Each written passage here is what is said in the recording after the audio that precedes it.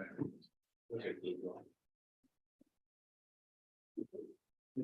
think we're all adapting.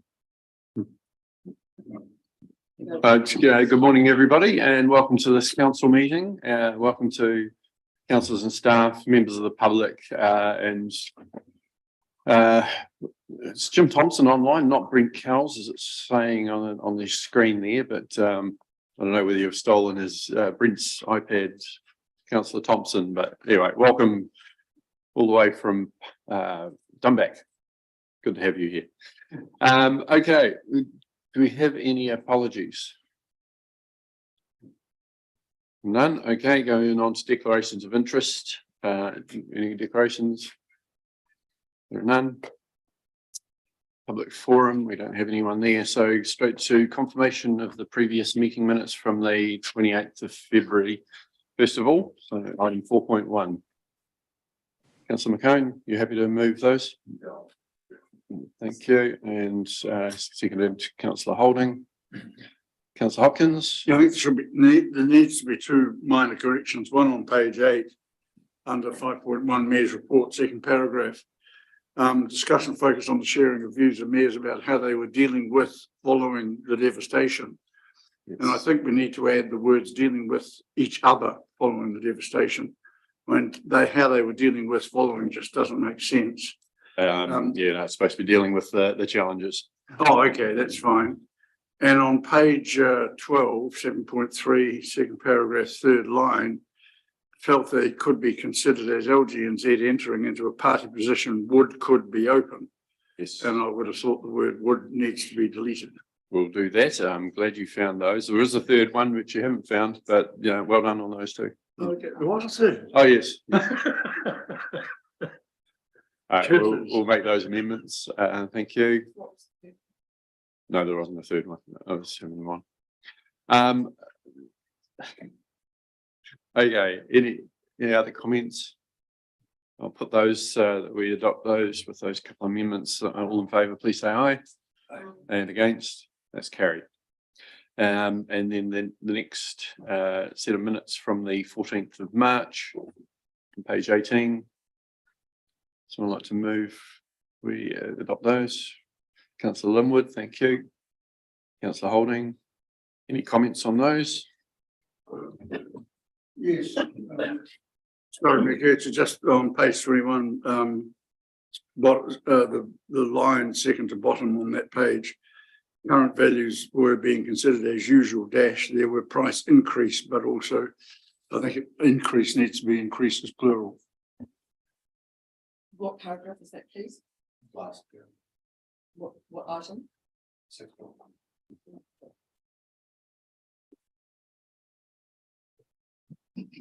Okay, anything else? We should put those ones. So all in favour with that amendment, say aye. And against, it's carried. Thank you. Going to item 5.1, recommendation of the Harbour Area Subcommittee from their meeting held on the 14th of February. On page 31. So, yes, I'm happy to move the resolutions, but I do have a question. Do we need to? Do you want questions first, or can questions are welcome? Yes. Well, I'm just wondering. The Harbour Committee recommendation number 2 instruct officers to amend and increase associated fees and charges on completion, and I'm just wondering if we have. Because I couldn't see anything in the recommendation from the committee as to what the increases might be. And I know we've looked at fees and charges, and I tried to kind of correlate those fees and charges in the annual plan with this, and I haven't been able to. So I was just wondering if anyone can tell us what the likely increase in fees and charges could be. They'll need to come to us for approval and possibly could be worded better to reflect that, but as far as what the quantum is, Mr. Hope, any idea on that?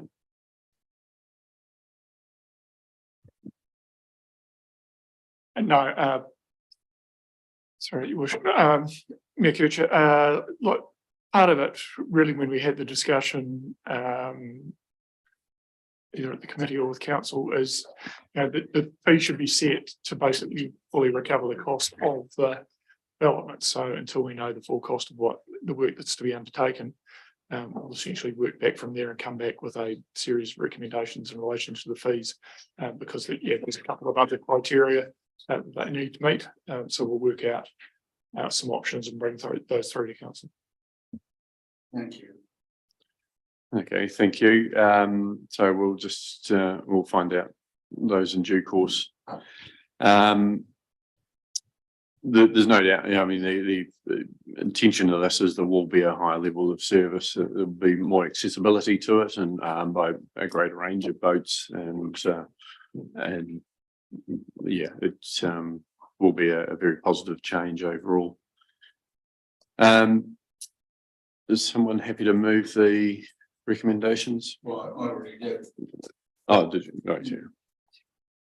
Well, thank you, Councillor Hopkins, and seconded Deputy Mayor Halaleli. Any comments on it? Those in favour, please say aye. And against. It's carried. Moving on to the the recommendation from the Ahuriri Community Board, the Otamatata domain fencing. We've got a wee bit of extra information on this, but just wonder if officers have any other comment on it. No. All happy. So it's looking at the fencing and sharing the cost 50-50 between the council's recreation furniture and fences budget and the Ahuriri reserves improvement budget. Someone happy to move that? Deputy Mayor, and second Councillor Linwood. Any comment? Yeah. Councillor Hopkins. Yeah, I'm not entirely comfortable with the proposed split, to be perfectly honest. I notice that our officers don't think the fences need to be replaced, or they regard them as being in fair condition. I don't know what the recreation furniture and fences budget is and how much is in it. I know this report tells us that there's 74,000 in the Ahuriri reserves improvement budget. And I'm frankly of the view that this is something that could be met by the ward and by the board. The board also has discretionary funds. And I personally don't think the case has been adequately made to dip into the council's recreation furniture and fences budget in addition to the Ahuriri reserves. I know it's a relatively small amount of money, but following the example of Auckland, we all must be diligent about the smallest quantums of dollars. So I just really question that. I see nothing in this report that justifies dipping into that fund. There's, yeah, I mean, either way, it's spending money. It's not saving any money, but it's where it's coming from. But Mr. Palmley respond to that. Yeah, I just want to say that the report hasn't been updated since it was considered by the community board. And at the community board, the officer there reported that the original assessment was undertaken by contractors. He had reassessed the position and thought actually that the fence did need replacing. It was of such condition so that it justified using that fund. So originally he wasn't recommending using that fund, but he felt it was justified using that fund and using depreciation reserve that was in that fund. Thank you. Yeah, I think the photos show, the state of some of the concrete posts and the wire, the mesh on the fence itself has certainly seen better days, and so partial use of essentially depreciation funding is appropriate, and the ward itself paying for the other half. Right, do we have any other comments? Deputy Mayor, no? Okay, I'll put it. Those in favour, please say aye. And against. That's carried. Thank you very much. Okay, moving on to item 6.1, the community engagement for the annual plan draft, which we have approved, but looking at the engagement itself. And welcome Mandy McIntosh to the chamber, and hand over to you to introduce the report.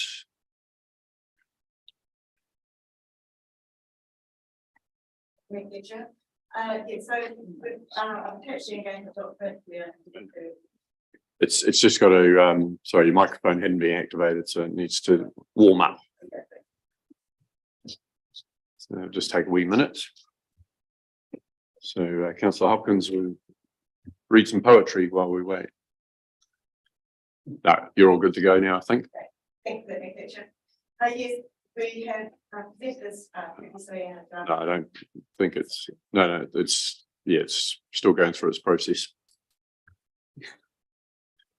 Try pushing the button again, and this time we should be right. Yep. Right. Yep. Thank you very much. Yes, so thank you for this, Ms. Kutcher. We've presented this engagement document in a draft form. We've agreed the engagement plan at the last council meeting. So this is just to confirm that the engagement document is appropriate to go live from Friday this week, from the 31st of March, running through from engagement through to the 30th of April. The engagement will have supporting document on the website, including the proposed fees and charges, the annual plan full project list, the long-term plan, and the draft significance engagement policy. The engagement has 6 core topics which we are engaging on to get feedback from our community, and we hope that we do get a level of feedback from our community. It's really important that we do get that feedback so that we get an indication of where we're heading with the projects that we're putting out there. The document does also present that we started at a 9.3% rate increase in the LTP that was forecast for this year. And through the rate increase, that inflation rate that went up from 1.5 when we produced that long-term plan, it went up to about 7.2% now. So we would have looked at about a 15% rate increase if we hadn't have done the work that's been done behind the scenes to reduce that rate rise. And we're now looking at going out with an 8.06 average rate increase. So yeah, we really do want that feedback from our community. So yeah, any comments? Thank you. So do we have any questions or comments? Councillor Hopkins. Yeah, I think the document is clearer and simpler than it was, and I congratulate Mandy and others who've been involved with that. There are 1 or 2 typos which I've already asked if I just report those to her, and the simple things like full stops being in places where commas should be, or vice versa. So but there are 4 things that I would just raise today because they're matters of meaning. One of them is on the first page, and I do apologise for challenging the Mayor and the Chief Executive, but in that first paragraph, you write, many of you may be finding yourself affected. I think that has to be yourselves, many being a plural. On page 50, I question under the middle one, why is this a challenge? First sentence, different age groups have different needs, etc., makes perfect sense. The second sentence, the things we do to remain connected change over time. Well, A, I don't understand what that means, and B, why is it a challenge? So I'm just suggesting that it might be perfectly legitimate to leave that out altogether. On page 57, we're working on better community well-being. The second paragraph, we talk about better off funding as government money given to council to invest in improvements. I think the second sentence is a bit too polite because it says here it was a commitment made by the government as part of the Three Waters reform. I think we should be saying it was money, a small amount of money paid to compensate for taking our assets away. I think we should say so because that's the fact of the matter. And that's what it is. But that's them's a view, that's an opinion. And the only other one, just with the questions on page 64, everything, we've got everything, do you support, do you support, do you support, do you support, and at the bottom under Mahina Water, are you supportive of? So I would just suggest that that be changed to do you support as well.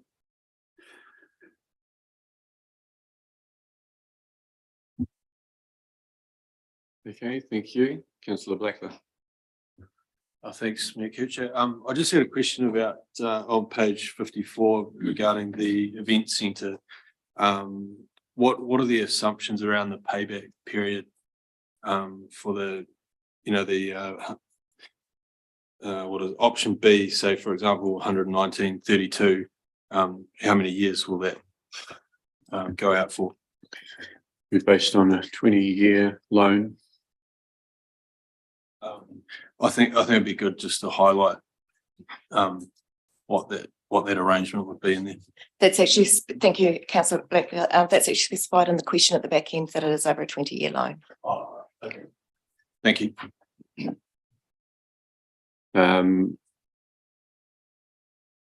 Just on the page 58, and do have a concern there, and I meant to raise this earlier, but I didn't. So on district leadership, showing what is being spent on capital and then on operational, and then what we do, it goes on to describe essentially what we do around this table, whereas there's a whole lot of other things which I think are probably at the base of everything, but saying that it's sort of implying that $37 million is being spent on mayor and councillors and community boards over the next year, which isn't overly accurate. Not quite sure what is being spent there, but yeah, just need to broaden out more about what we do. As far as because the other things include their customer service, support services, communications, and economic development. That's far beyond what we do description. Councillor Percival. Yeah, just to follow up on Tim's question regarding the loan terms and conditions, which are very relevant. I think the estimates on both options are very conservative. I don't believe that's a reflection. I think if it was going to be true to the electorate, you'd have to actually put it into wards, and what the Oamaru ward would be subject to as far as rate increases. I just don't think that's a true reflection of the costs that will be incurred with either option. And I don't believe it's an honest presentation. Yeah, had raised this and asked for a breakdown in that. I've done some figures myself, and without going back to those precise ones, essentially a small increase in what each person in the Oamaru, or each property in the Oamaru ward pays, is quite a significant decrease in particularly Ahuriri and Waihemo. But it really depends on what ratios we're going to be using for the activity. Generally speaking, I mean, you are absolutely right. If the normal process we would have is a ratio where the closer you are, or the wards that are closer to the event centre pay a higher proportion each than the wards that are further away, just because of accessibility. And that's not reflected in that.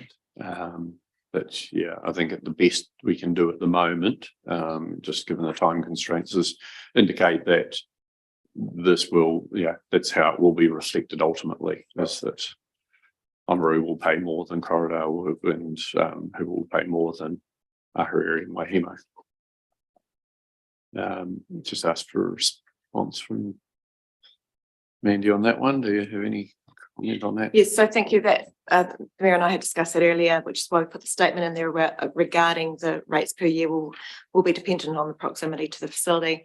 Unfortunately, because that split isn't confirmed, we couldn't pull those numbers through accurately in order to reflect what that impact would be on the rates at this stage. And it was just too difficult to get that run through at the time that we discussed this just last week. So that indication of being that the proximity to the facility was the best that we could provide at this stage. So vary by ward. Yeah.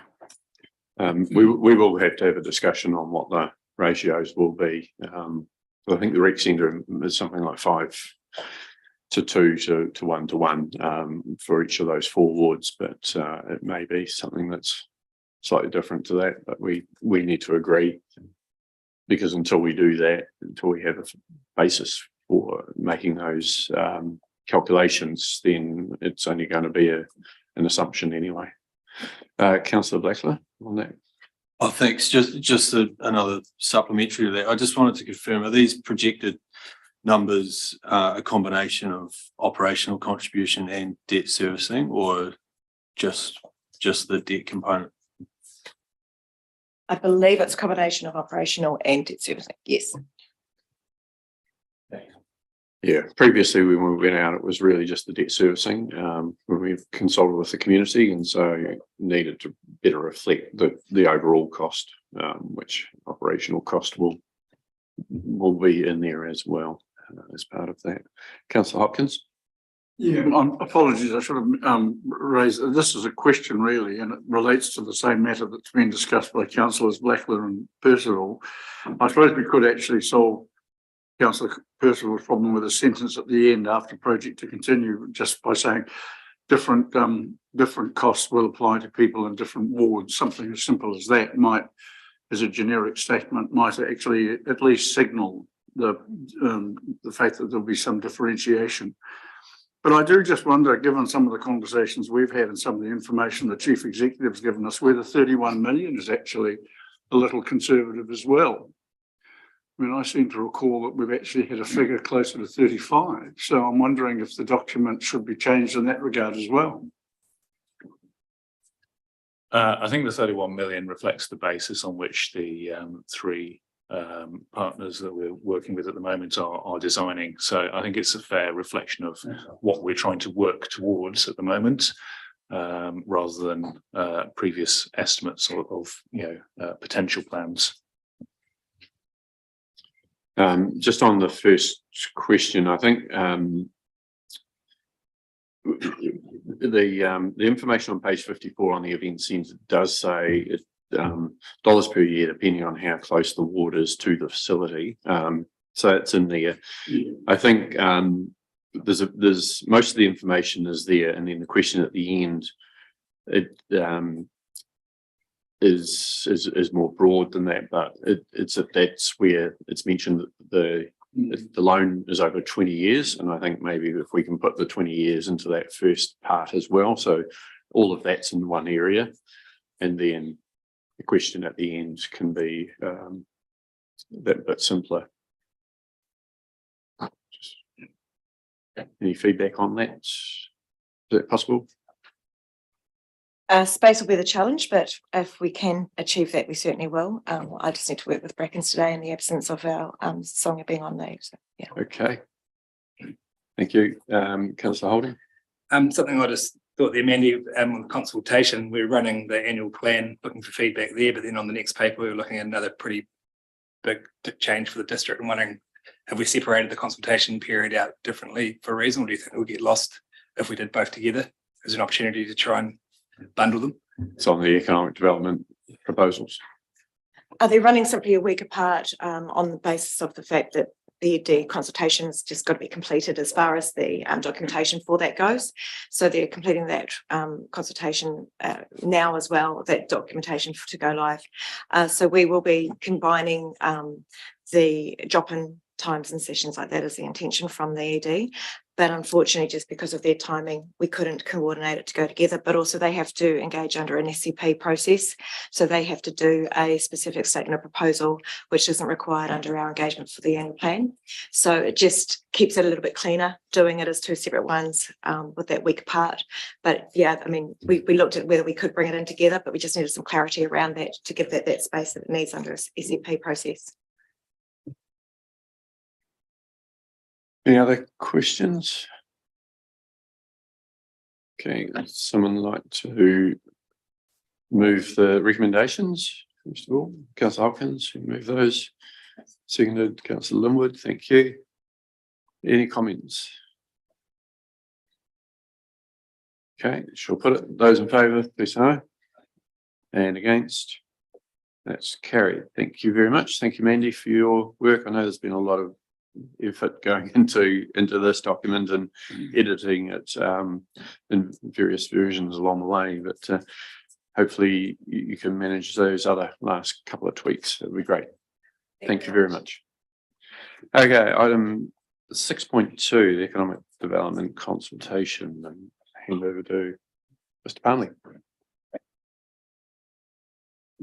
Thank you. Yes. So following the agreement of the economic development strategy in September last year by council, we'll be considering the recommendations in there in terms of the best vehicle for delivering the economic development strategy and its ambitions.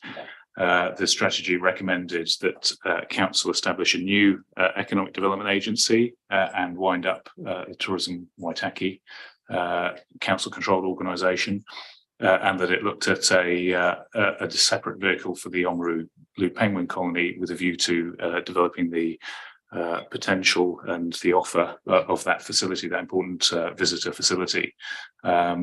So this report before you essentially is the proposal following the workshop for the consultation on those options as outlined on the previous item. We have to go through a consultation procedure to establish a new economic development agency, and this document sets out that consultation. Happy to answer any questions.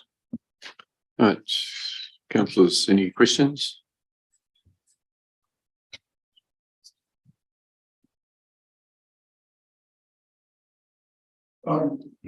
It's not, sorry, it's not a question, but it's a comment, and I'll basically, I'm on my old hobby horse, but I make no apologies for it. Once again, we have written something in passive bourgeois middle class language, and it's the kind of writing that will ensure that the only people who respond are people who have actually had a tertiary education and know how to speak it. We could and should be saying these things simply to actually engage everyone. But the language here it excludes, it doesn't include. Could be simpler, it should be simpler. It's true, I suspect it's too late to change it now, but it's a classic example of the way governments, local and central, communicate with people and then wonder why no one responds to the communication invitations. Yeah, I don't think this has had any oversight from any of us in the governance team, but can you give some examples of aspects you're talking about? Okay. Sentence one, Waitaki District Council is proposing a new approach in business organisation to enable we want to set up an economic development agency to get the economic development strategy results, and we'd like your feedback. What changes are we proposing? Now, I won't read the sentence, the first paragraph. We are proposing to establish, but what about, we want to set up an EDA, full stop. It could be a CCO, full stop. Its job would be to make the strategy work and join with others to get economic development for the good of the community.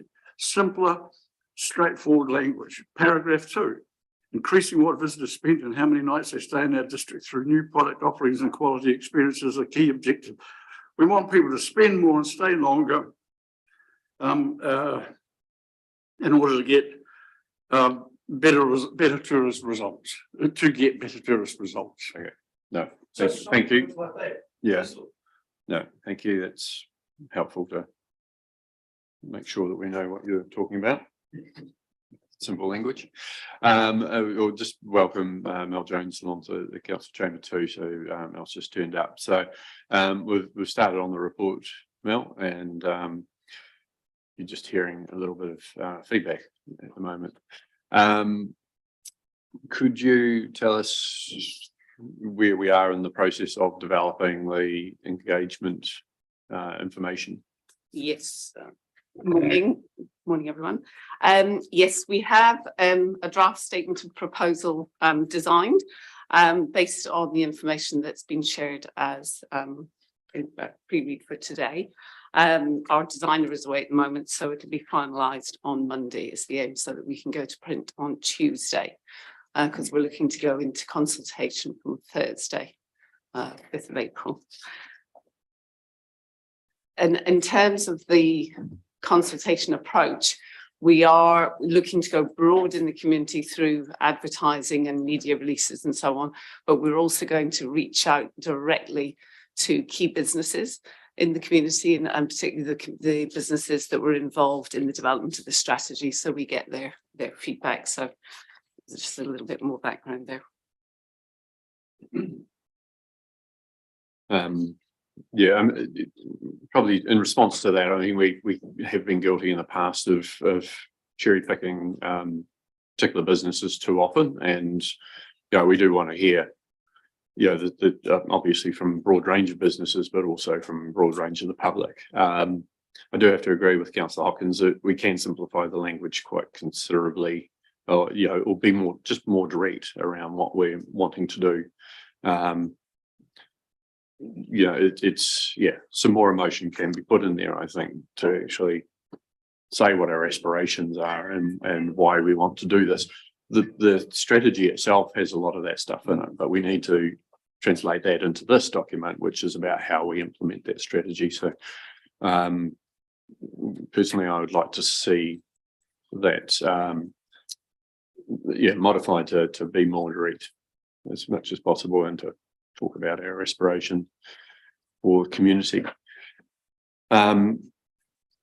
The other comment I would have before we get to the motion, it's just really around talking about the penguin colony and so on. We haven't had very clear direction from councillors what the response might be to different models of the penguin colony ownership or how that might be done. I think there's an important aspect there that we don't want to go too far down the road with any discussions with others that might put us in a difficult position later on where a recommendation comes to us. If we don't agree with it, then just exactly how that then reflects on council and our position. So I do think it would be helpful to be more precise about who we might be talking to, how we might be doing some of those things. I know we've covered it off in generalities, but it's what is the mood for councillors as to what the future of the penguin colony could be, because fundamentally, obviously, any change has to be because it's going to bring greater benefits to the Waitaki district. Otherwise, there's absolutely no point in doing that. So anyway, there'd be a comment on that. I don't know if any officer wants to respond. I mean, I think that's a very fair point, Mr. Mayor. And I suppose it's really important that we're all aligned that it is a key asset for the district and a key environmental asset. And any partner that we would want to bring and explore and have discussions with would need to have shared values, be completely supportive of the conservation work that's been going on for over 30 years, the education work and visitor attraction per se. So, and the way I would imagine the process will go is we're asking the community for their feedback on the proposal to pursue partnership options. There'll then be another stage where we actually then look for the right partners, and all of that will be a very visible and transparent process. And we absolutely need to make sure it's the right partner, because we want the penguin colony to be improved so that it both benefits visitors, but importantly, it benefits the community and local businesses, because clearly the penguin colony is a key attraction for overnight stays and bringing in visitor spend. So that's, it's all about enhancing it for the community. Yeah. And I know we know around this table that we're also talking about the benefit of the penguins too, but I'll just say that because otherwise it'll be pointed out that by some that we don't care about the penguins, but actually it's as you mentioned, it's been core to that particular business, and the science side of things is really important and will continue to be so. Councillor Blackler. Thanks, Mayor Kuchar. I just had a couple of comments as well, and it's just around some of the nuances around some of the wording, which may or may not be required. the comments. I mean, page 67, unencumbered by other council mandates under benefits. I just wonder what that actually looks like, and in some instances may not be a benefit. Page 68, second paragraph, where we talk about the requirement of the partner valuing environmental conservation that the penguin colony delivers. I think part of the focus here should be the partner should share a desire to focus beyond and advocate for other potential areas for further enhancement. I think it would be good to kind of spell that out, and that kind of backs up the comments made by Gary about, you know, the environmental aspect of what we're doing there is a critical part of what's being delivered. And then the last paragraph there, future partners should,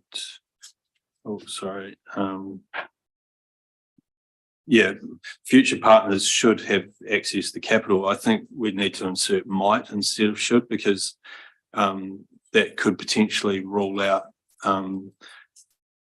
a potential partner that could add some sort of other value proposition.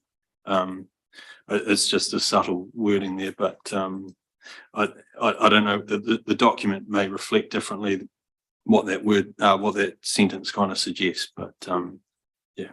Okay, thank you. And then in the document itself, on page 2, under section 2, pursuing partnership opportunities, on the paragraph down the bottom, just before we want to hear what you think, on the last line there, it says the penguin colony would form part of wider tourism-based attraction alongside the geopark. Again, I think that misses the point of what we discussed in the workshop. I don't think it's alongside, it's as part of the geopark. Yeah, okay. Yeah. Thanks.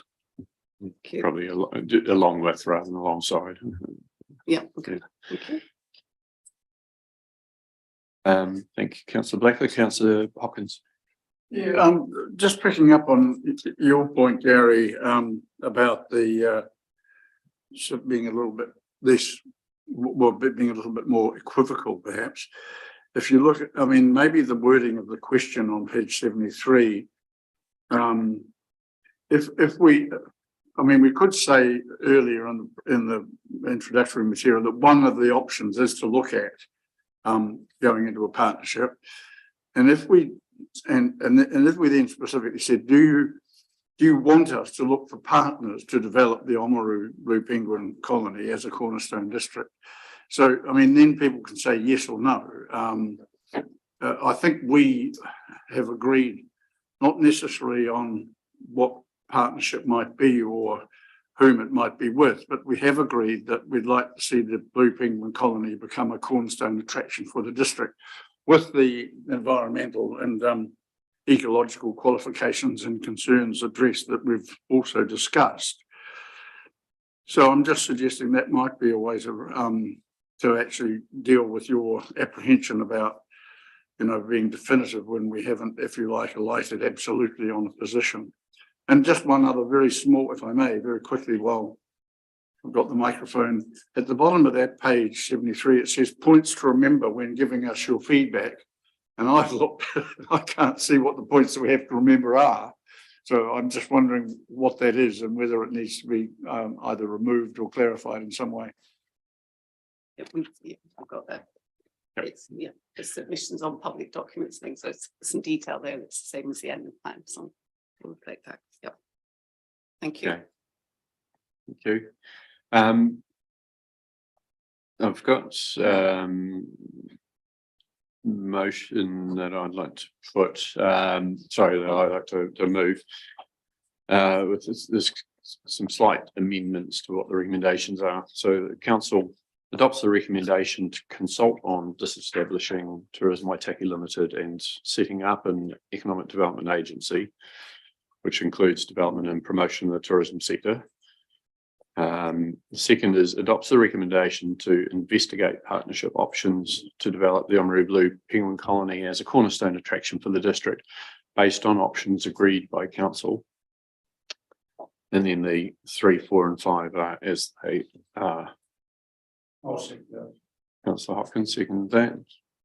So the intention there is basically it's a bit more explicit on the first one, rather than adopting the recommendation to disestablish, we're adopting the recommendation to consult on it, disestablishing, because otherwise you go out there and it's like this is a done deal, and we really want to hear back from people, and you know, make whatever decision we need to make at the end of that. The second is, rather than pursuing partnerships, it's really a little slightly more tentative, as in investigating that. And so, yeah, anyway, that's the reasons for those changes. I think this is, the ED strategy has been an important document that we've managed to get approved and adopted, and it's blueprints really of where to go to from here. Economic Development Agency is an important part of implementing that, and so we do need to make some changes to the system we've got to allow that to happen. So all that is right and proper. And it's just really around some of the concerns the community has around what the situation might be for tourism promotion in particular, because the entity that's focused on tourism promotion is proposed to go, and a new entity will be there which just has that's one of the focuses that it has rather than the focus. As far as the penguin colony goes, people in our community rightly have a lot of ownership of that, and we want to make sure that it's very clear that we're not going to do anything that's not going to end up being better for all those different criteria that we're talking about, the environment and the ecology of the penguins themselves, the benefits that it brings to the district from a reputation and an attraction point of view. So those are some concerns I have, and hopefully the rewording of those has just will help with that messaging that we need to have. So any other comments, councillors? Well, I would just say that I think the amendment in the first two instances, I mean, if we are going out for consultation, then we shouldn't vote on a recommendation that essentially determines the outcome before we consult. We either do it and don't consult, or if we have to consult, then we do indicate we are. So that's why I was quite comfortable seconding those amendments, Mayor Kircher. Thank you. Any other comments? Okay, I'll put it down. Those in favour, please say aye. And against? It's carried. Thank you very much. So we'll have a discussion after this during a break, just around what how we might modify the engagement document and where we go to on that one. But thank you very much, Mel, for the work you're doing on this. And it's pretty major change to the way that we're doing things in the economic development area, and we want to make sure that we get it done as the best possible way we can. So thank you for what you're doing. Councillors, go to item 6.3, the response to the draft Future for Local Government report. So just very quickly, the draft report that the panel came out with the Future for Local Government was a bit of a thought piece, as they described it. It's had a whole lot of different ideas and so on. I think for a lot of us, it wasn't overly wasn't strong enough in a number of areas, and they've asked for feedback. So this is our opportunity to give that feedback. But I'll just ask Mr. Harmley if he wants to give his thoughts on where things are at with it, and essentially what the key messages are that we are giving to back to the panel. Yeah, I mean, obviously, we've discussed this quite a bit in the lead up to the development of this submission. And council was keen to show what it was already doing within that wellbeing and partnering space, particularly through Stronger Waitaki. And so highlighted that in our submission. I think the other thing we highlighted as the only council that currently is responsible for a hospital and health services is the importance of this in looking at wellbeing in communities, and probably something that isn't connected yet, the future for local government review and the health reforms that are taking place, and highlighting that that needs to be a key priority really.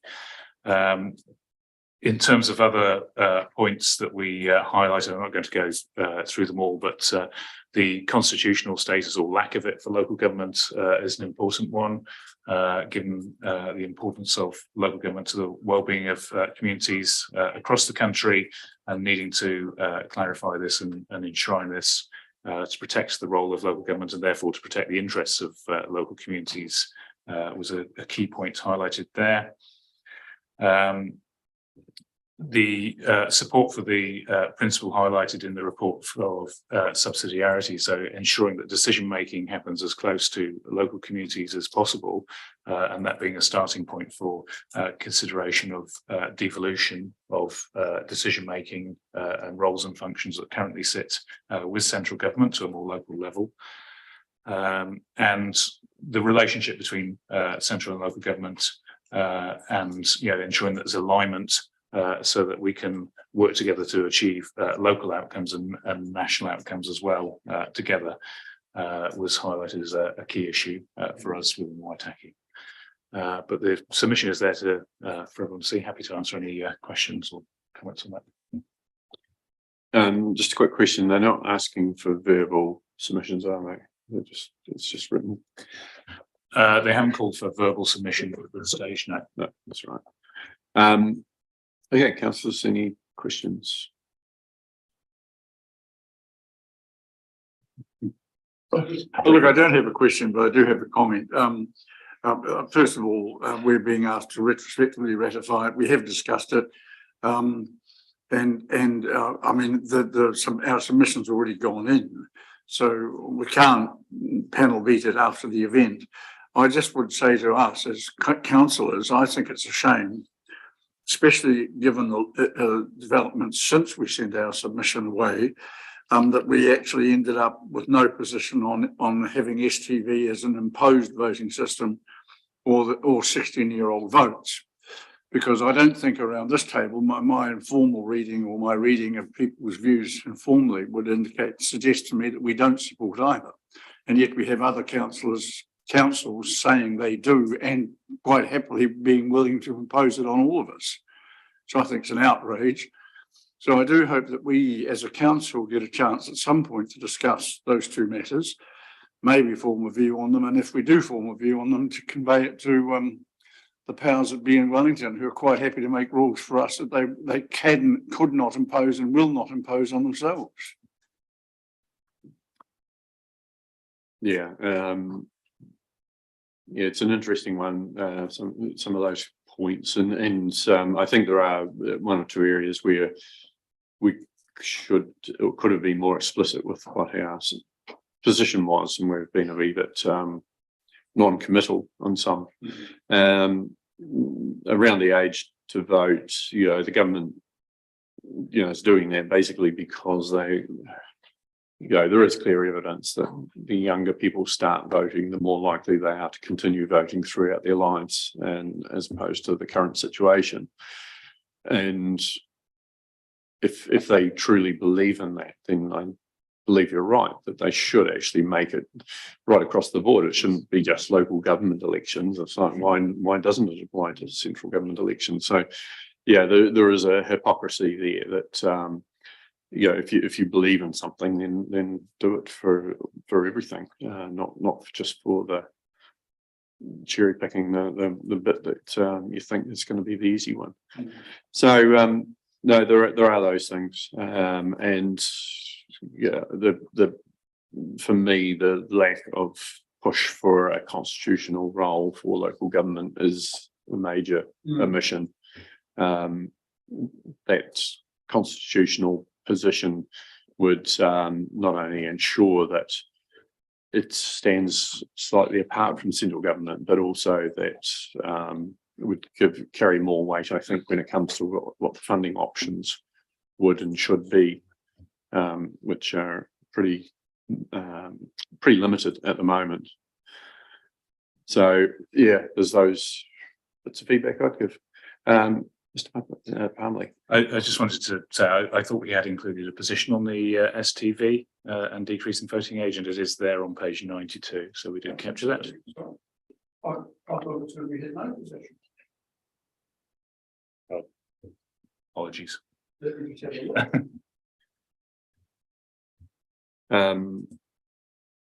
We support that local government do not have a position on moving the SPV or decreasing the vote, however. Apologies, I thought you said we were silent on it. Sorry. I thought you said we were silent on it. I think we took from that, Oh. no position was that we hadn't got a consensus in the room when we were doing the workshop on that yet. Yeah, no, I completely agree with you. I mean, it wasn't something we discussed.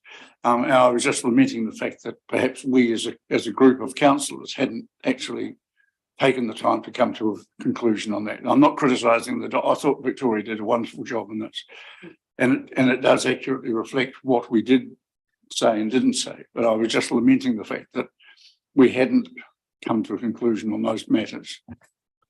There's probably one that we might warrant, I think, a follow-up memo to the panel, and that is number 25. It says new water entities should also be considered to pay rates and charges. I think the important bit is they do now, and if there's any proposal that they don't, that's making not only the removal of that activity from councils, the burden of the overhead charges being having to be spread across a smaller base, but it also, if they take away the rates funding from those activities, which we currently rely on, it makes it even more so. And yeah, maybe there's an opportunity to just send something that says this is the way it is. Why change it? So just to respond to that, that is in the legislation that water entities won't pay rates, and we have made representations on that. Effectively that is passing a cost on to the ratepayer if they don't pay rates. So that representation has already been made.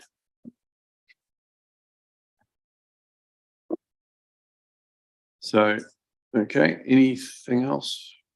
Someone like to move? We ratify that. Deputy Mayor Halili and Councillor Blackler.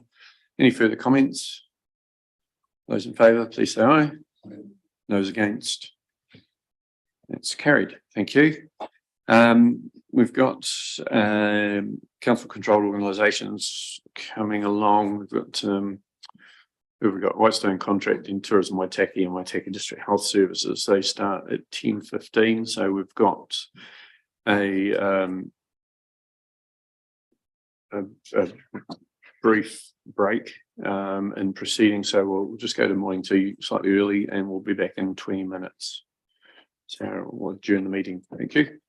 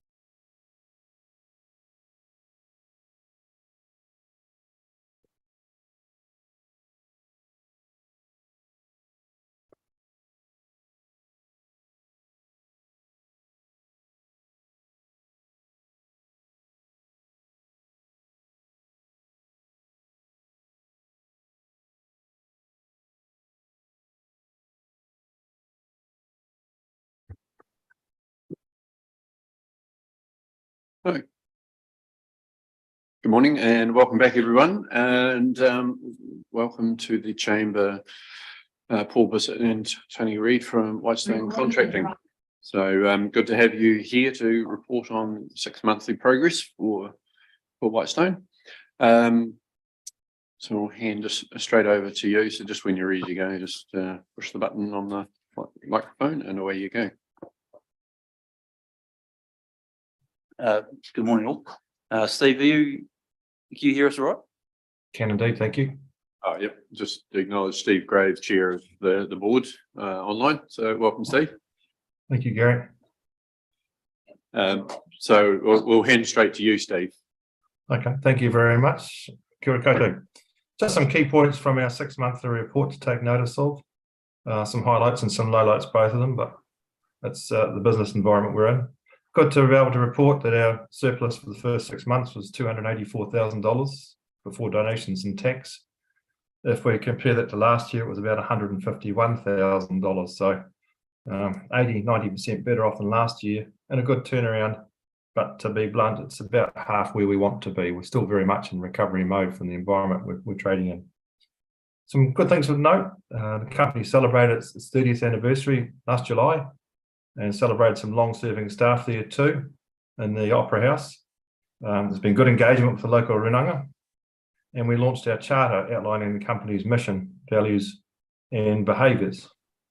A dividend of $225,531 has been declared and will be paid by the end of April.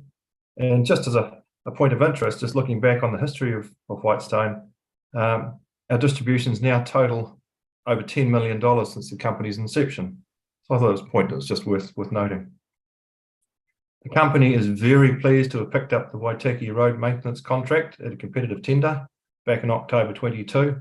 And even with a very short establishment time to get up and running, we've had pretty positive performance to date. Whitestone is working very closely with council officers to deliver the best outcomes. So that has been a major win for the company back in our home territory. Even though times are tough, we're still making sure there's a healthy and prudent capital investment into the company. This year we've spent almost $2.1 million, and there's another 800,000 plus on order. And very shortly, you should see our new street sweeper in operation around there. That'll be dedicated to the Waitaki maintenance contract. In terms of staff numbers, we have grown considerably since last year. The road maintenance contract has been a real instigator of that.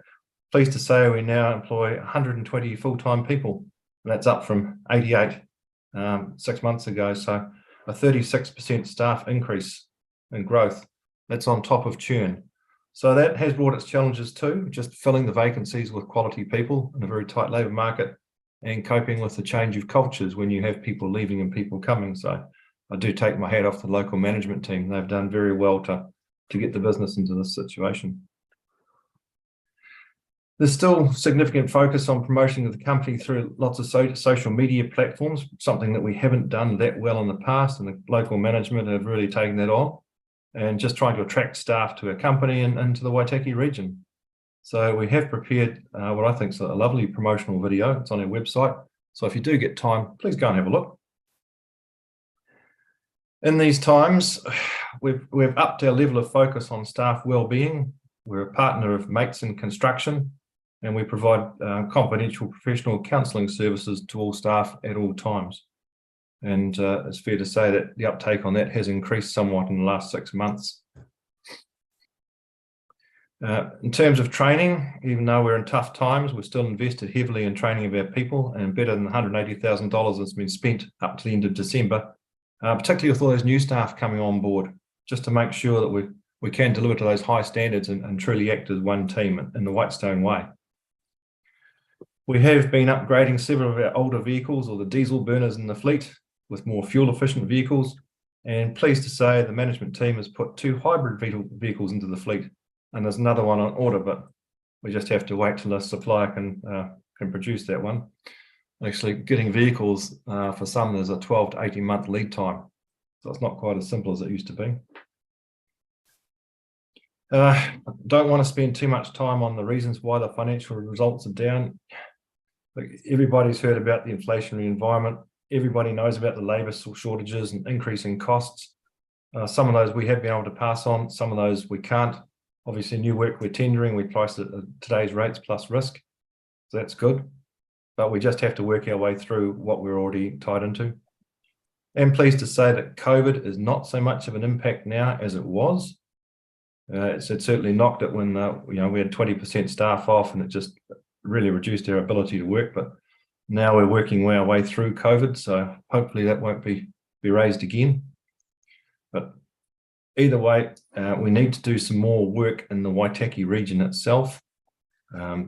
So we'll be targeting more work, particularly for council and for other contractors or other customers in the Waitaki area. So the company is well positioned with plant and the IT infrastructure to deliver all the things we need. And we're still able and proud to be able to support North Otago sport, the rugby union, and the arts via the Omra Opera House. So that's pretty much a summary of Whitestone for the 6 months. And just to comment on the SOI there's just some grammatical changes in there, really. Nothing too much, just still focused on delivering positive outcomes for the shareholder and the community. Okay.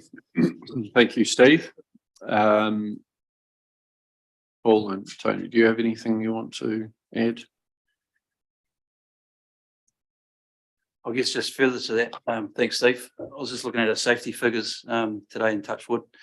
It's really, really good that we're zero harm, this financial year. And our TRIF is dropping, which is really good. So yeah, it's probably the only thing we missed out of that. So well done, and you feel that you're getting good reporting coming through for incidences and so on that might happen? Yeah, I mean, the level of reporting we're getting incidents in is amazing. It's we're getting such small incidents coming through, which is great. Whereas a few years ago it probably wasn't reported at all. It's just another dint in the truck that no one knew about. Whereas now we're getting a bit of paper for it, and someone's putting their hand up for it, which is great. So yeah, very good. Councillors, any questions? Deputy Mayor Haley. Thank you very much for your report. I'm just interested in what your priority areas for your workforce development.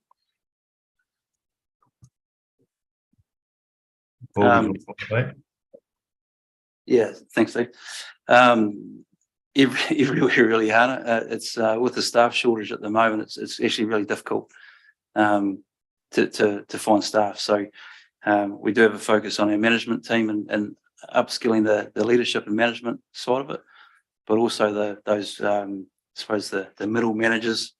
But even some of our training is simple as getting people with their Class 2 licenses, wheels, tracks, rollers, so they're of use.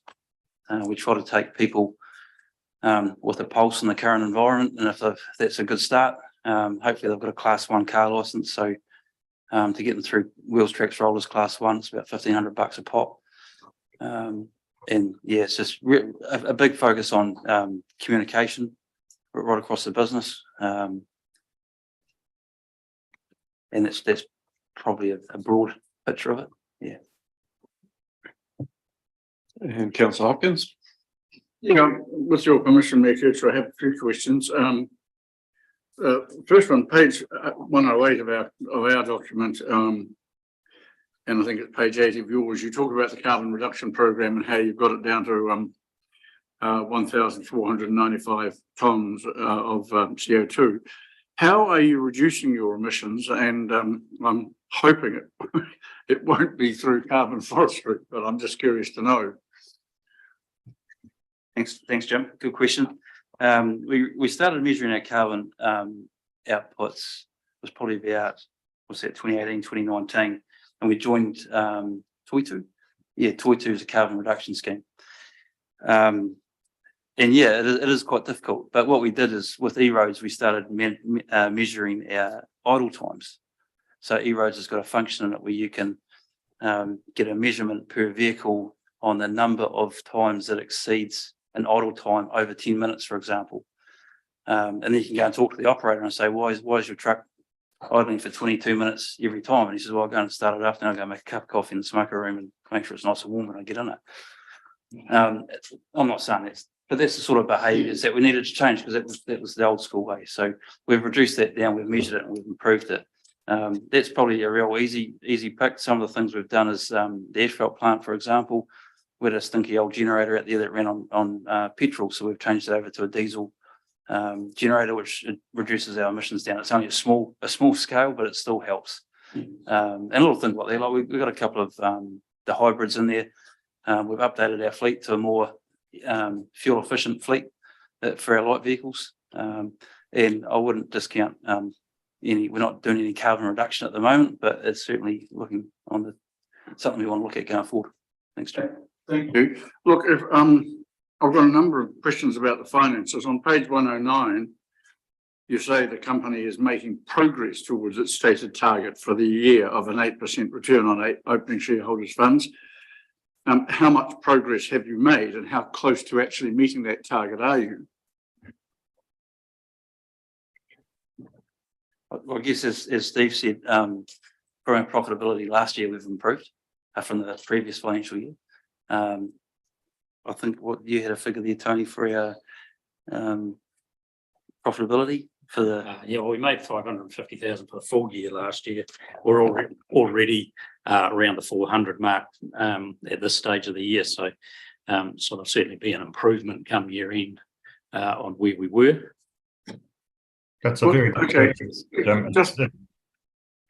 Sorry, Steve, can you go? It's a very good question, Jim. If we come back to opening shareholders' funds and 8%, what has happened to the company is because of revaluations, we've gone up about $2 million in value. So instead of having about 14.2, I think, roughly, of shareholders' funds, it's now about 16.4 or something. So the 8% still applies to that, but just means instead of having to meet 8% at 1.14 million, we now have to get about 1.35 million or a bit over because of the increased valuation. So we're picking that we'll end up at about half that. So it's halfway towards an increased target, if that makes a little bit of sense. So even though we're making more profit, we will only be halfway to where we really need to be on the 8% this year. Thank you. Following on from that, then if we look at page 112, our page 111, your page 11, you're showing there that operating revenue went up, looking at the two quarters of December 2022 and 2021, has gone up about 1.5 million. And yet, if I read it correctly, at the very bottom of the page, despite the fact that your revenue's up 1.5, your profit's only up from 102 to 187, which doesn't. And equally, just while we're at it, those figures don't correspond with the ones on page 114 for cash flows from operating activities, which are actually substantially different in both cases. So I'm just curious, if I'm reading this as a layperson, how do I contrast page 14 of your report and page 11? And is it correct that your profit's only gone up from 102 to 187 despite 1.5 million in extra revenue in the two quarters compared with the two quarters? And Tony, you'll probably answer this best, but I mean, you need to look at all those other numbers. There's other revenue that's down. There's expenses are up. But yes. Tony, you can probably explain the detail behind that. Yes, so of course, yes, expenses are up, and we, as we headed into the financial year, we were carrying plant equipment as we headed into the road maintenance contract, which only kicked off in October. Off the top of my head, that was about $150,000 worth that we carried through that period of time. So this coming year, obviously, we'll be starting with the road maintenance contract from 1 July through, so we'll get a full year's worth. So we'd expect to perform better because of that. In terms of the cash flow, the cash in and out of the business is quite different than the profit and loss in terms of your debtors and creditors that you've got at the beginning of the year and the timing of obviously people paying bills and so on. So yes, your cash flow is quite a different beast than your profit and loss. Thank you. So look, I've two more very quick questions, if I may. On your page 23, you're showing that the non-contract work is the big improver compared with when you look at the December 2021 quarter vis-a-vis the 2022. It's gone up from 27 to 39, so it's a $1.2 million increase. Now, I'm just wondering if you can explain that, and also why you have on page 25. Why has the amount of assets you've acquired jumped so extraordinarily high from 47 June 2022, 211 and 21 to 2.123 million this time around?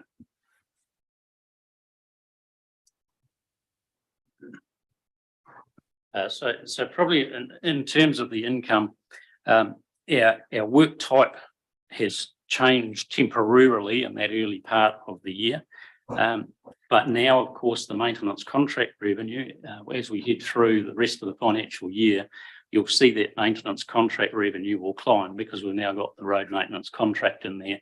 So that mix of work will be quite different come year end. Yeah. So, sorry, Jim, can I just jump in there just to answer the previous question too? On page 11, I think it's 111 on yours, you talked about the net profit. If you look at the operating profit, which is just up a bit further, that's the operating profit from the business before the tax comes out. And I think the tax is swaying that figure. Your 102 to your 187, there's quite a difference in the tax paid there. So if you look at that operating profit before tax, that's a better indicator of how the business is operating. So we're 248 compared to 122 the previous year. Yeah. Yeah. Yep.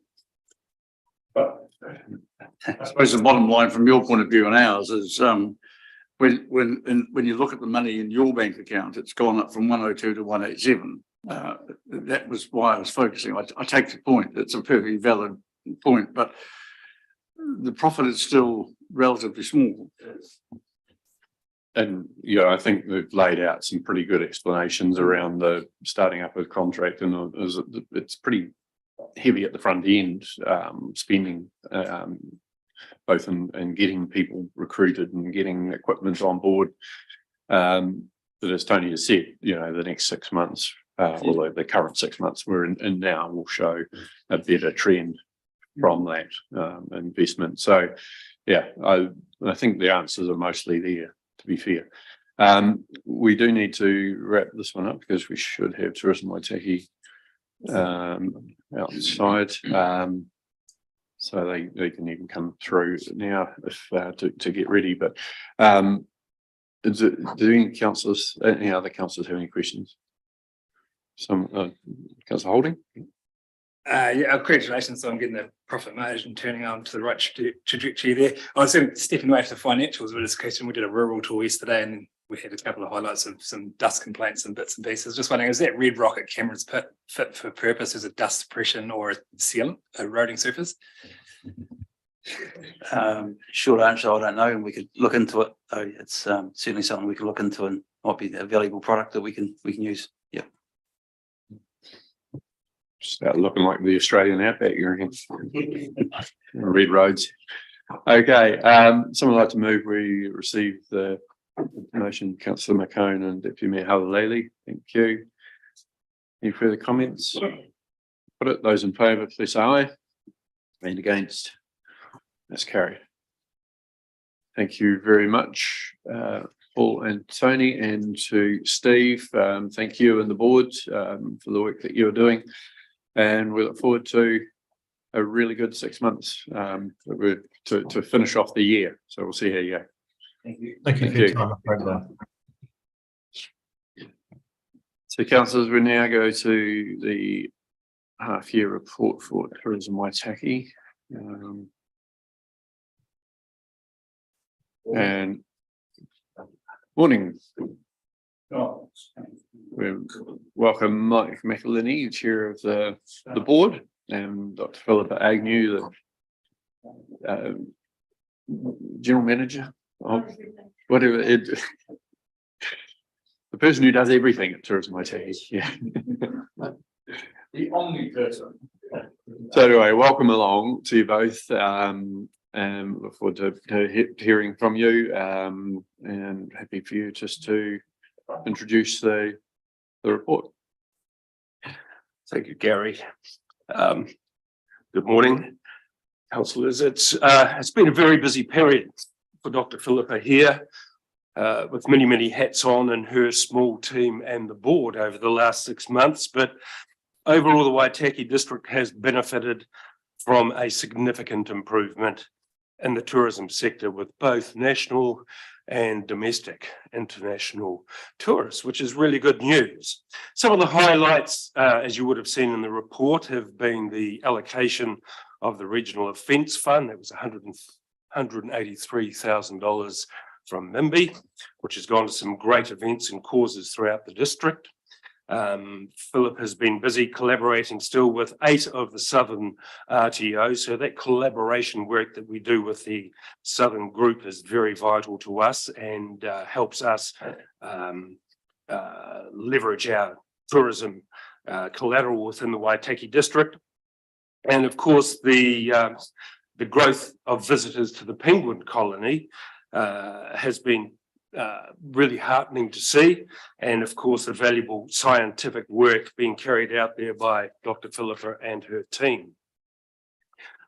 Finally, on the financial front of things, I'm very happy to report that Tourism Waitaki Limited is performing better than budgeted for, and so I take it that you've read the report and we're quite happy to answer any questions that you may have. Thank you very much, Mike.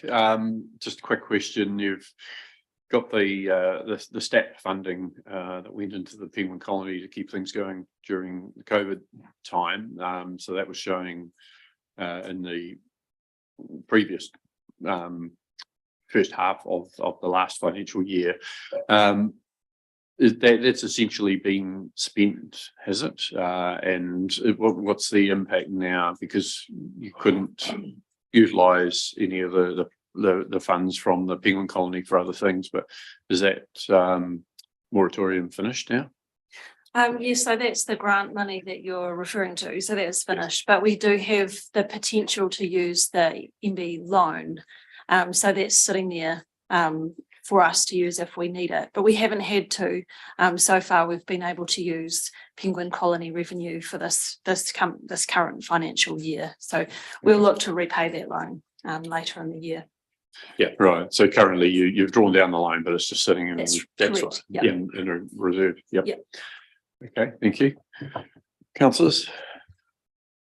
Councillor Percival. Yeah, Philippa, a few years back when we invested a lot of money in refurbishing the building at the penguin colony, one of the incentives for us to do that was your research and perhaps international research and students or whatever coming there. Now that we're back to a bit of normality, is that going to come back into practice, having what we've done there? Yeah, so we have a couple of projects, well, one in particular that we're working on at the moment that can really grow the information aspect in terms of what the customers receive. So a really neat research project was we've worked with Tapari Products, who have built us weigh platforms where the penguins come and go from the colony. So it's like the beef and sheep industry, but on a obviously much smaller scale. So as the penguins enter, their microchip number is read and the date and time recorded and the body weight was recorded.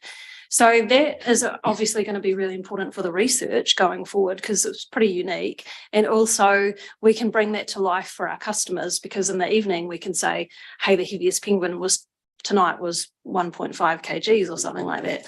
So yeah, that's really going to bring that research to life. So it definitely is going to be progressed going forward. And we often work with other university or research institutes like universities to host students and researchers wanting to look at impacts on little penguins.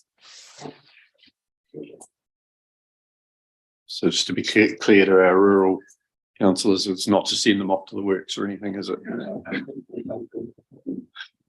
Okay. Just a bit lame. Right. Councillor Hopkins. Thank you, Mikesha. Yeah, just a couple of questions. On page 5 of your report, I'm just trying to make sense of it.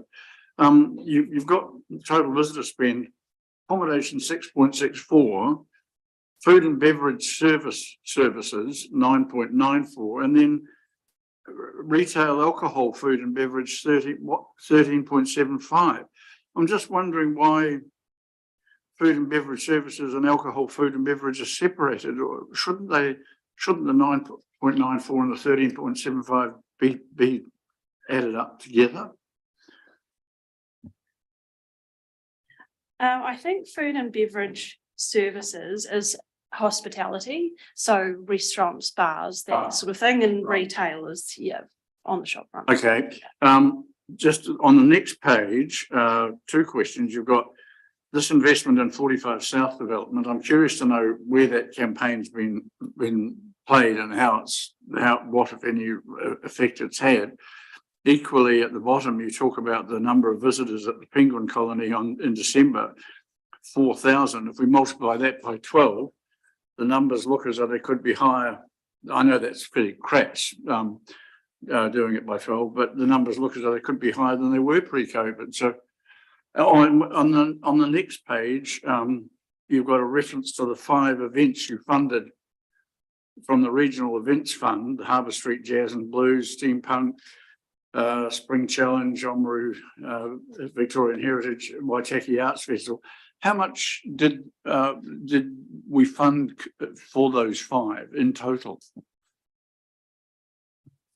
So to your first question, the Southern Way have attended overseas events. So there was recently one in Australia in a marketing and media meeting that they attended on behalf of the Southern Way group. That's 45 South. Yeah, yep. So it used to be called 45 South, and then they changed the name to Southern Way. Yeah, I know, confusing, but and then they're attending the likes of Trends. So soon there's going to be a video and a website launched. So there is a lot of work going on with that collaboration. In terms of the visitor numbers, timesing it by 12 is very, very crude. And, what would be best to think of? So in 3 months of our peak time, so December, January, February, we receive half of our customers for the year within those 3 months. So that's a better way to look at it. Yeah. And then so with the regional events work, so there was a little bit of funding go towards support from the district council for admin. So there were a few admin costs involved in that, working with that fund, but essentially I don't have the total figure that went out to events, but I think it was around 160 odd thousand. Just over. Yeah, total. So One very quick last question. You talk about how you've developed the Discover the Diversity campaign. I'm not saying I haven't seen it, but then probably it's not being aimed at us here, but what is it, where is it, and who's getting it, and is it working? Well, I think the visitor numbers to the district seem to support the fact that it's working, because the numbers have increased significantly. We're doing really well. And yes, so we don't aim that marketing within the district because we want to bring people to the district. So we've placed ads in paid print media as well as digital. So we've got 2 large campaigns that have been running with NZME. So it's into YouTube, iHeartRadio.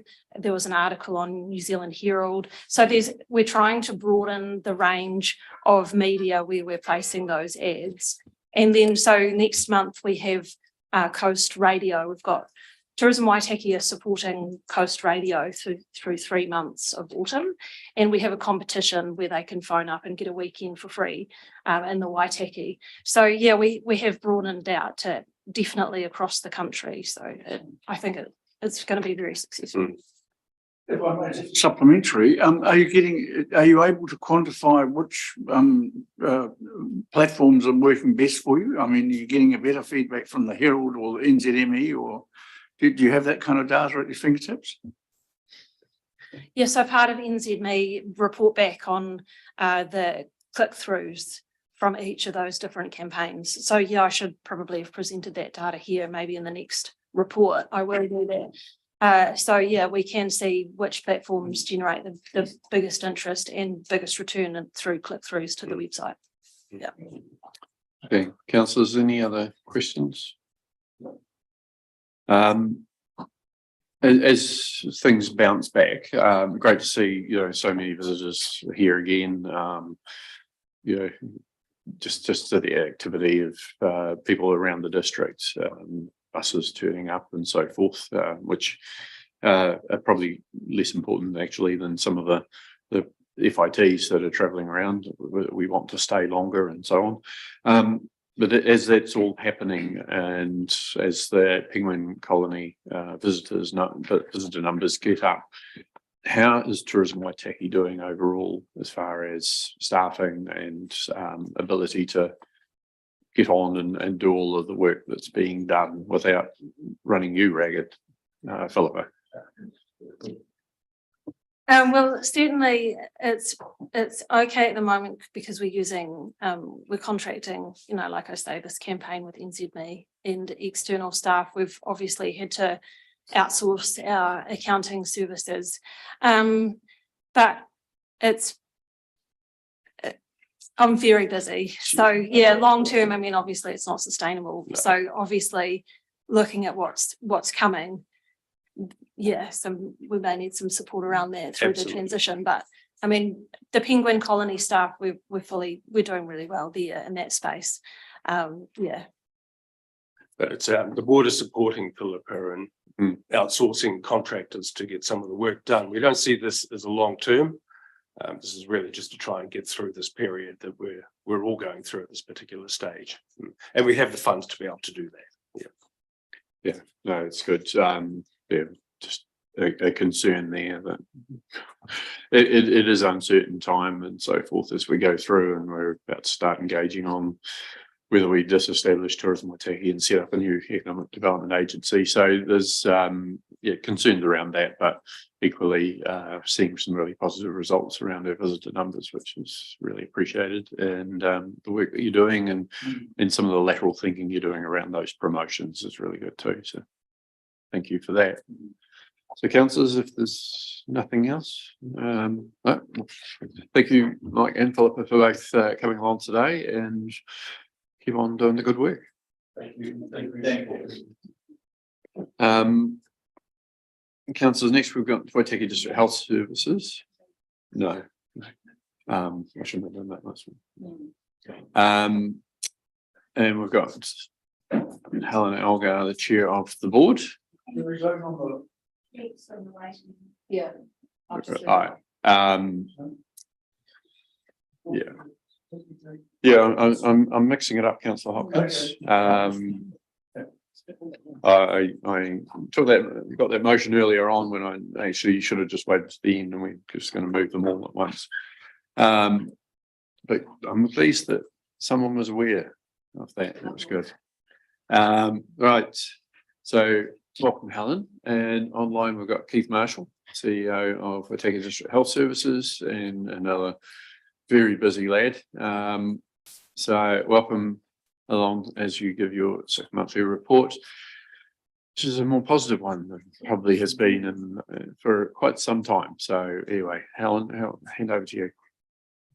Thank you, Mayor Kircher. We're here today to present our 6-monthly financial report to the 31st of December, along with our draft SOI.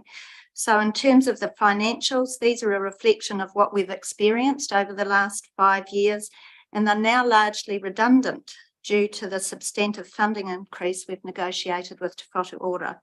However, we would highlight that we are presenting financial results that exceed our budgeted financial year 2022-23 projections, which is satisfying to be able to do that. We're happy to take the paper as read and take any questions.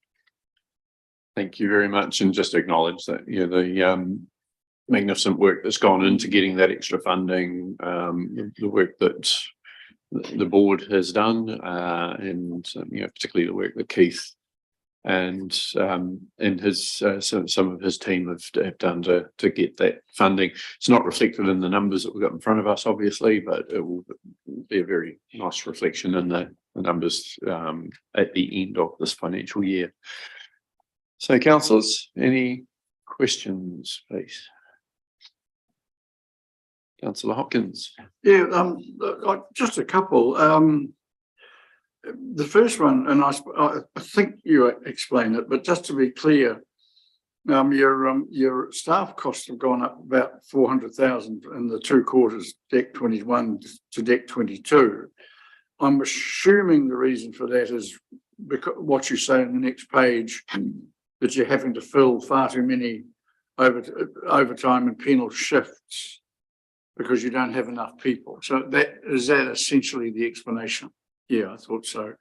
And the other question I had, and this, forgive me if this is sort of lay ignorance, but I'm just curious, looking at your rather difficult to read financials, which are going vertically rather than horizontally, but on your page, your monthly summarized statements, you're showing with regard to shareholder equity that last year's end, our equity was 10,711,000, and now it's down to 9,045,000. So I'm just, if it's a silly question, I apologize, but can somebody explain why that's happened, please? Happy to take that question. Thanks for that, Councillor Hopkins. The reduction in equity is direct. So those accounts that you're looking at are exactly the same accounts that the board sees and that management sees. So in terms of, I'll just put in a plug for the transparency involved here. You're seeing exactly what the board and the management see. Those accounts in terms of that shareholders' equity position are live, which means that the losses incurred to date at the 31st of December are reflected in the reduction in the shareholders' equity. Thank you. Okay, anything else? I think that's about it. So any questions on the SOI?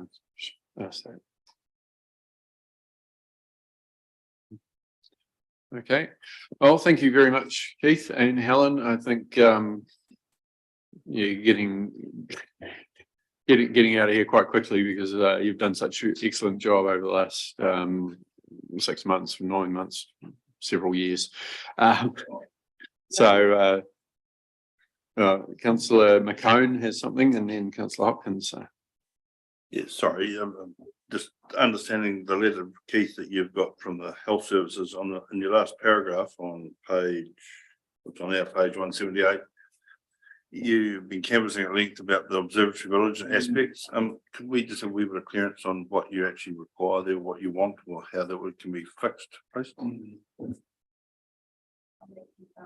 Keith, can you respond to that one? Certainly. Look, the matters are largely outside of our hands, and wanting to avoid relitigating the whole subject again, but all 3 of us, that is yourselves as council, Observatory Village, and ourselves, don't believe the consolidation makes any sense for any number of reasons. But the control factor that the Auditor General is seeing is because WDHSL was the settler of the trust in the first issue, in the very first instance, and therefore that establishes control, even though there's no actual legal control. So there are two pathways to follow. One is that we could take a judicial review over the Auditor General's decision. And as we have canvassed in the past, that's probably not a sensible option for any of us throwing money at a judicial review to have the matter overturned. And the second pathway to resolve the control issue would be if the Observatory Village Trust was to resettle itself without any engagement or entanglement with Waitaki District Health Services Limited. So that's why I say in the paragraph, those matters are beyond our control. But as you're also aware, council, ourselves and Observatory Village have been having those discussions about whether the trust might end up being resettled. There is some trickiness to that because what we wouldn't want to do is change any of the trustee components for Observatory Village and all the outcomes. But likewise, it would be essential that Waitaki District Health Services Limited had no part of that. So that's what we're going to progress from here. It doesn't really need anything to be done by anybody at the moment. It is a matter entirely with Observatory Village at this stage. Thank you very much. Councillor Hopkins. Yeah, look, just one question. Councillor McCone has asked the same question about the village that I was going to ask, and thank you for the answer.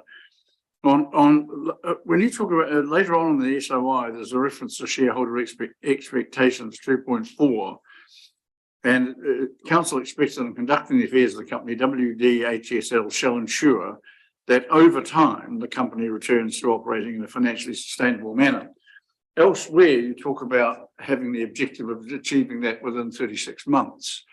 And I'm wondering if it's fair to ask you, rather than say that over time, the company, would it be fair to ask you to actually specify a time, i.e. 36 months or something of that nature? Well, as the shareholder, you're entirely free to specify whatever you like to us. That's your absolute prerogative as the shareholder. The reason for fudging it a little bit about over time rather than a specified period is I think we all have to be a little bit realistic about the amount of time it's going to take to address New Zealand's current understaffing around the health sector. And if that's going to take time for the whole of the sector, it's probably going to take us a little bit longer as well. And for those reasons, you might well set an objective for us returning to break even in 36 months. However, the risk of doing that was going to be well beyond our control in terms of the understaffing situation. So we've been very cautious in those projections, and we've been very cautious for a number of reasons. The primary one, of course, being the staffing issues and the speed at which we'll be able to recruit. Moving to address the pay parity gap is a huge step forward in that regard, but none of us should fool ourselves that we'll instantly go to fully staffed in a period of 3 to 6 months, because that's just not going to happen. But there are some other factors as well. We do have to think our way through the current balance sheet shape, so that might well have some adjustments in it which would affect the financial projections going forward.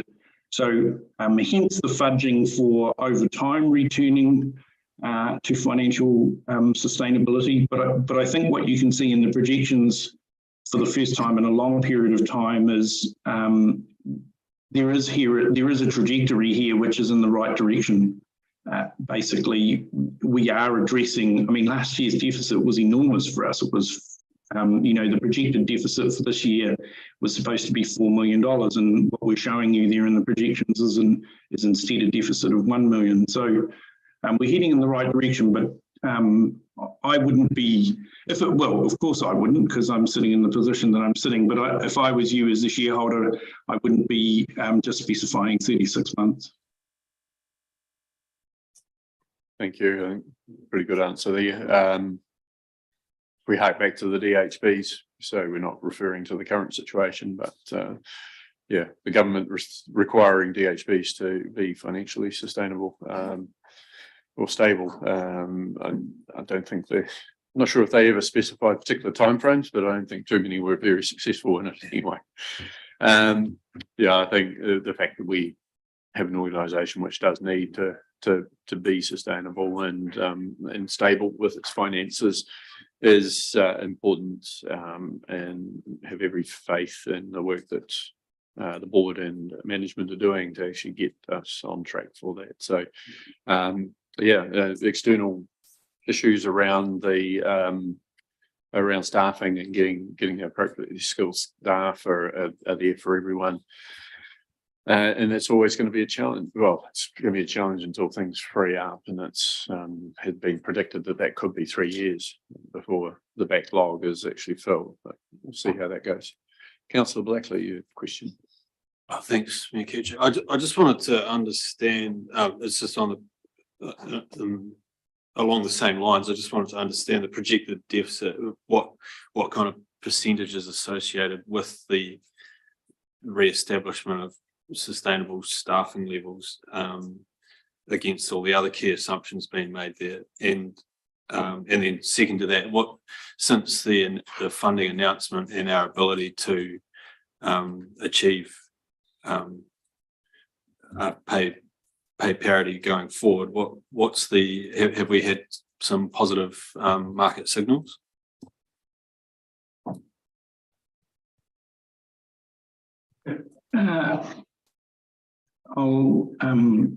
I'll start with the underlying deficit pressures because I think that's probably a useful window. We currently, so there are two factors. The first factor is the pay parity issue and our ability to recruit, and the second factor is the understaffing inherently. So the inherent understaffing that we're facing, in rough terms for our current budgets and our projected deficit, we're currently carrying between $1.2 and $1.5 million worth of additional overtime and penal rate costs. Now, that in itself is a substantial amount, and until we can address the recruiting and the understaffing, that budget isn't going to go away. Those deficit pressures aren't going to go away too quickly, but they're a substantial amount. But we also shouldn't fool ourselves into thinking that resolving the understaffing will resolve all of those penal and overtime pressures, because it won't. We are going to continue to struggle to recruit doctors and nurses, and that will be the case for a period of time. And we would normally expect to be carrying a certain quantity of penal and overtime shifts in any event over and above what we would normally see in our rosters. So that's the first part. The second part then, in terms of pay parity, will add some bottom line cost pressures as we pay our staff more. And initially that will hit us harder because we will be paying those additional rates into the penal and overtime rates. But what we should see from that is the ability to recruit staff on an equal basis with Te Whatu Ora, and as those recruitments kick in, then they will have a correspondingly larger effect on reducing the deficit on an ongoing basis. So those are twin pressures of the current situation. Have market conditions improved? Look, we've got a number of job offers out there. We have a couple of nurses starting in the next wee while. Is that directly due to pay parity? I could probably 100% certain say we wouldn't have them at all if we weren't making pay parity. So that's already having an impact. Plus we have a number of other job offers sitting out there right now. So I don't expect it will happen quickly, but it will happen. We're a good competitive prospect now that we are offering exactly the same pay rates. But it's also worth noting that Te Whatu Ora have also upped the ante in terms of their foreign recruitment because they're offering airfares for family members, they're offering additional accommodation, and they're offering additional support around the continuing accreditation program stuff. So, you know, the pressure is going to be out there for a while. I saw in an internal email from Te Whatu Ora that they had been successful in bringing 1,300 nurses into the country. So we should expect to see now that we have pay parity in place, we should expect to see some of that trickle down effect hitting us. So yeah, hopefully it'll turn around quickly. But we were certainly no chance of recruiting without having pay parity in place, which incidentally will be getting the first tranche of the payments around that will be happening in this next pay run for our nurses. Wow. It's great news. Really good. So thank you very much for that. Thank you, Helen. Thank you, Keith, for joining us today. really appreciate that. And yeah, please pass on our thanks to your respective teams for all the work that they've been doing. Councillors, if we just go back to the original recommendations, someone, yeah, it's on a page, page 97. Councillor Holding, thank you. Give you our Haleli, seconded that. Any comments? Put it, those in favour, please say aye. Aye. Those against, and that is carried. We've got 2 sets of minutes from public excluded. If councillors don't have anything material to raise on those, we can just get them out of the way now. If there's any minor amendments, they can be passed on to the governance advisor. Does anyone have anything that they need to raise in particular? I have a couple, Mayor Kircher. That are material?